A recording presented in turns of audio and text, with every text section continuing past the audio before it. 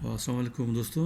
ही हिकिड़ी कंगण आहे या को अहिड़ी इनमें का लोह जी का आहे इन बांह ते पाइण लाइ आहे इहो ऐं रबड़ वांगुरु खुले थो पियो।